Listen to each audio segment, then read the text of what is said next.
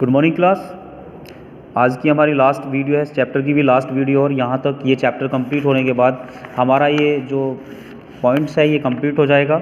ये chapter economics का जो पार्ट है सेकंड हमारा कंप्लीट हो जाएगा। ठीक है ना। Thank you classes. अब देखते हैं क्लासेस कैसे आज डिस्कशंस करते हैं फिजिकल मेजर्स के ऊपर। Physical policy is government revenue, यानी ये फिजिकल पॉलिसी जो होती है गवर्नमेंट के थ्रू बनाई जाती है।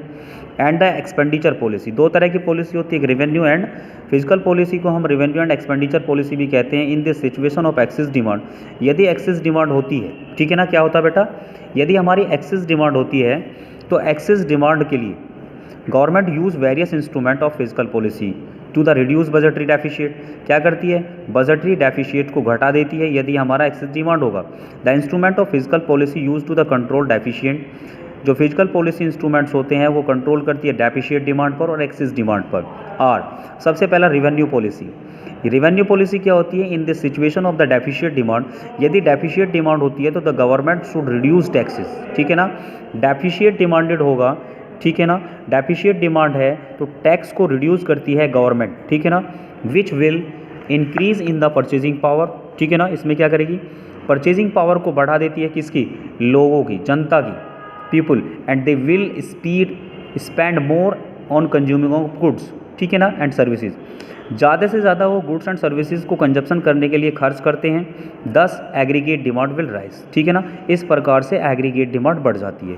लेकिन यदि in this situation of access demand, यदि एक्सेस डिमांड होगी तो government rate and rises the rate of all taxes, सभी टैक्सों के रेट को बढ़ा देती है, which reduce the purchasing power, लोगों की, जनता की परचेजिंग पावर को घटा देती है, of the peoples, and reduce both consumption and investment, दोनों को घटा कर रख देती है, किस किस को, कंजप्शंस को भी और इन्वेस्टमेंट को भी, एक्सपेंडिचर्स के रूप में। तीसरा पॉइंट, सेकंड पॉइंट आता है हमारा एक्सपेंडिचर पॉलिसी। पहली पॉलिसी हमारी रेवेन्यू पॉलिसी थी, दूसरी पॉलिसी रेवेन्यू पॉलिसी के बाद गवर्नमेंट जो है एक्सपेंडिचर पॉलिसी को मेंशन करती है। In a situation of deficient demand, यदि डेफिशिएट डिमांड्स होगा तो the government should raise an expenditure, government क्या करती है, एक्सपेंडिचर को बढ़ाएगी, which will raise the level of employment. इससे क्या होगा, एम्प्लॉयमेंट का जो लेवल है वो बढ़ेगा, it will in turn increase the wage and the purchasing power. By increasing wage, wages rate बढ़ेगा, वेजेस रेट बढ़ता है तो हमारी परचेजिंग पावर बढ़ेगी, thus aggregate demand will be rise. ठीक है ना, सेम कंडीशन है, यदि हमारी परचेजिंग पावर बढ़ती है तो हमारा एग्रीगेट डिमांड भी राइजेज होगा। लेकिन सेकंड केस में यदि in this situation the excess demand, government reduce in its public expenditure, government यदि पब्लिक खर्चे को घटा देती है तो which will result in fall in the demand. ठीक है ना, मांग क्या होगी, रिजल्ट कम हो जाएगा, मांग गिर जाएगी गुड्स एंड सर्विसेज की। The fall in a government expenditure, यदि गवर्नमेंट एक्सपेंडिचर घट जाता है, should be equal to the inflationary gap, वो किसके बराबर हो जाता है बेटा, वो इन्फ्लेशनरी गैप के बराबर हो जाता है। उस केसेस में, एक्सेस डिमांड के केसेस में आपको देखने को ये मिलेगा कि आपकी जो वेजेस रेट है वो घट जाएगी, परचेजिंग पावर है वो आपकी रिड्यूस होगी और आपका एग्रीगेट डिमांड जो है वो एक्सेस हो जाएगा। ठीक है, इसके बाद आता है डेफिशिएट फाइनेंसिंग।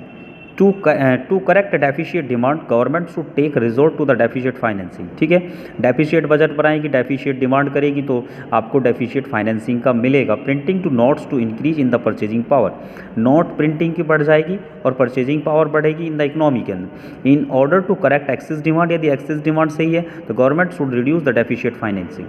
ठीक है ना, गवर्नमेंट क्या करती है, डेफिशिएट फाइनेंसिंग को रिड्यूस करती है, printing notes to bring the excess demand. ठीक है, printing notes bring to the excess, जैसे ही प्रिंटिंग नोट्स को लेकर आएंगे, नए नए नोट लेके आएंगे तो एक्सेस डिमांड आपकी बढ़ती चली जाएगी। ये चैप्टर हमारा कंप्लीट होता है और इस चैप्टर में मैंने आपको डिस्कशन किया है आपका measurement of correct the deficit demand and the excess demand. उसके बाद मैंने डेफिशिएट डिमांड के साथ डिफ्लेशनरी ग्राफ आपको पहले ही पीडीएफ के थ्रू भेज दिया है। इसके बाद इन्फ्लेशनरी के ग्राफ जो है एक्सेस डिमांड के साथ मैंने इन्फ्लेशनरी ग्राफ आपको एक्सप्लेनेशन किया हुआ है।